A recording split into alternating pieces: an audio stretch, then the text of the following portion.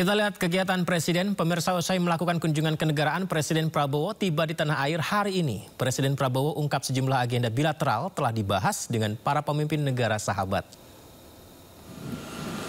Presiden Prabowo tiba di Bandara Halim Perdana Kusuma, Jakarta, usai lawatannya ke Brussels. Dan setibanya di bandara, Presiden disambut Wakil Presiden RI Gibran Rakabuming Raka. Bertemu dengan awak media, Prabowo mengaku puas atas kunjungan-kunjungan bilateralnya dan bertemu para pemimpin negara-negara sahabat. Sejumlah diskusi bilateral dibangun seperti perkembangan investasi dengan Brazil dan juga pembahasan kampung haji permanen dengan Arab Saudi. Saya pergi cukup lama dan tapi alhamdulillah apa yang kita hasilkan cukup bagus. Saya hadir di BRICS di Rio de Janeiro, kemudian sebelumnya saya kunjungan kenegaraan ke Arab Saudi, ketemu pimpinan Arab Saudi, Putra Mahkota, Perdana Menteri dan pimpinannya sangat bagus, hasilnya produktif. Anda sendiri dengar pengumuman mereka ya, bukan pengumuman kita, pengumuman mereka. Mereka juga menilai sangat berhasil. Banyak kemajuan yang kita capai di beberapa bidang. Mereka tingkatkan investasi di Indonesia. Kemudian saya juga membahas, saya mengajukan bahwa Indonesia ingin membangun perkampungan haji yang permanen di situ. Secara prinsip mereka tidak keberatan, tapi tentunya akan dilakukan persiapan-persiapan. Sebelum kembali ke tanah air, Presiden Prabowo singgah ke Belarusia dulu dan disambut hangat Presiden Belarusia Alexander Lukashenko di kediaman pribadinya di Minsk. Seperti inilah pertemuannya, pemirsa. Di kediaman pribadi Lukashenko dalam suasana santai selama 3 jam. Presiden Prabowo ini disebut sebagai tamu istimewa di Belarusia. Menyusul kunjungan Presiden Rusia Vladimir Putin beberapa saat sebelumnya. Presiden Prabowo pun mengundang Lukashenko untuk berkunjung balik ke Indonesia, menandai eratnya hubungan Indonesia dan Belarusia.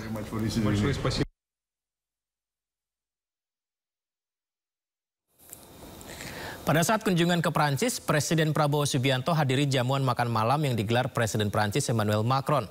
Pertemuan keduanya membahas berbagai isu strategis global.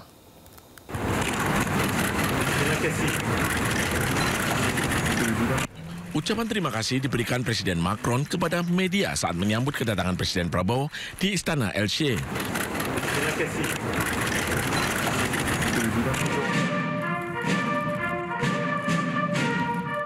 Begitu tiba, Presiden Prabowo menyusuri barisan pasukan kehormatan yang berjajar rapi.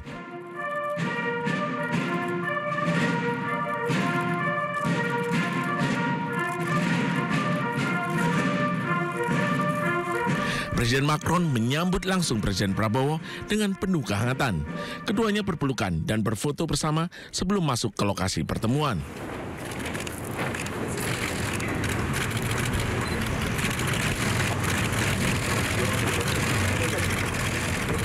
Pertemuan keduanya dilakukan di ruang jamuan. Keduanya berbincang mengenai berbagai isu strategis bagi kedua negara maupun global. Jamuan makan malam sebagai simbol komitmen dan persahabatan kedua bangsa.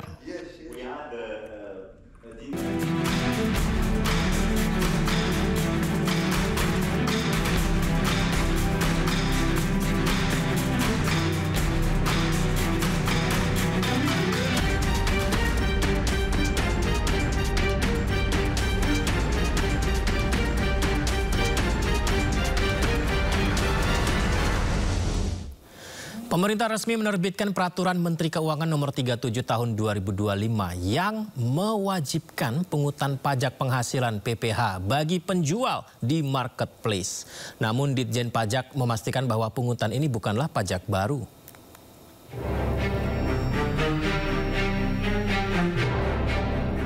Kementerian Keuangan resmi menerbitkan Peraturan Menteri Keuangan Nomor 37 tentang penunjukan pihak lain sebagai pemungut pajak penghasilan atas transaksi pedagang dalam negeri melalui sistem perdagangan elektronik.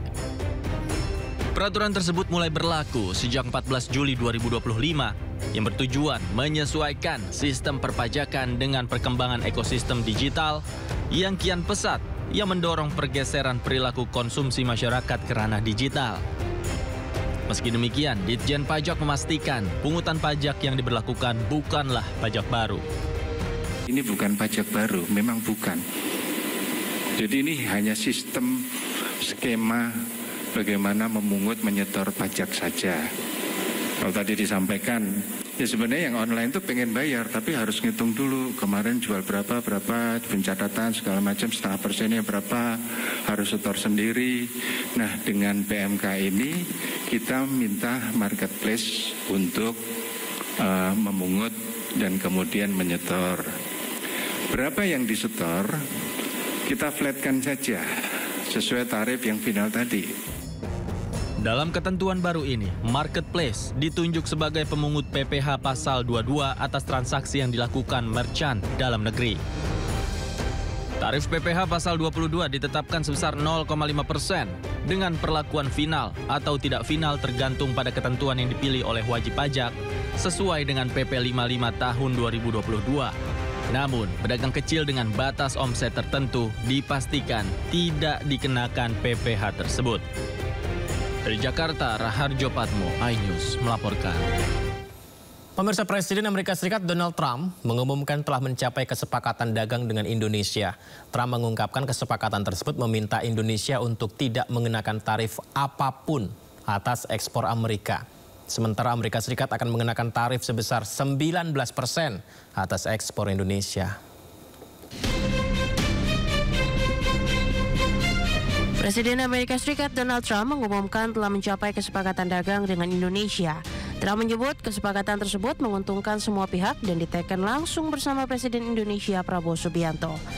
Pernyataan tersebut muncul di tengah proses negosiasi tarif resiprokal antara Indonesia dan Amerika Serikat yang ditargetkan rampung 1 Agustus 2025.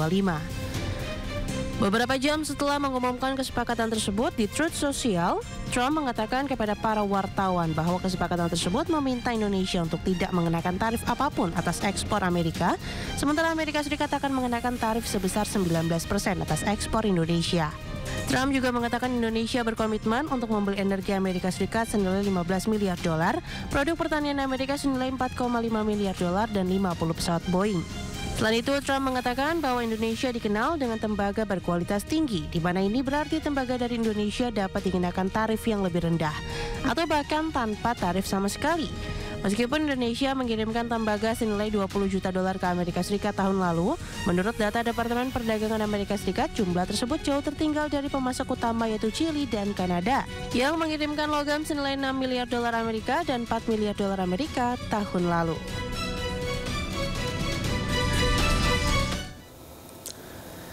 Presiden Prabowo Subianto bernegosiasi dengan Presiden Amerika Serikat Donald Trump ini terkait tarif impor melalui telepon. Diketahui Presiden Trump memutuskan tarif impor bagi Indonesia turun dari 32% jadi 19%.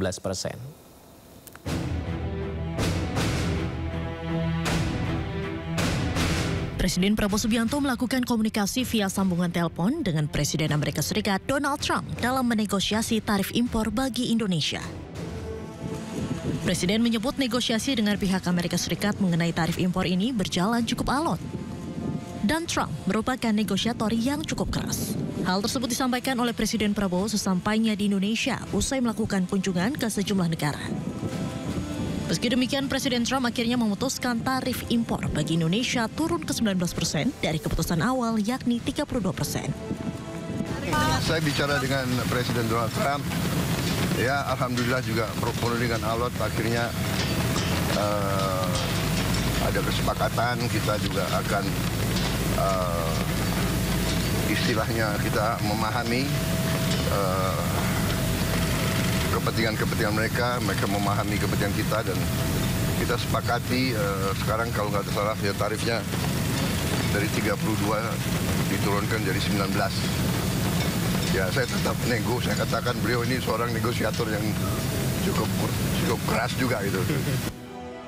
Presiden Prabowo Subianto juga mengungkapkan rencananya untuk bertemu dengan Presiden Amerika Serikat Donald Trump pada bulan September atau Oktober tahun ini. Tim Liputan iNews melaporkan.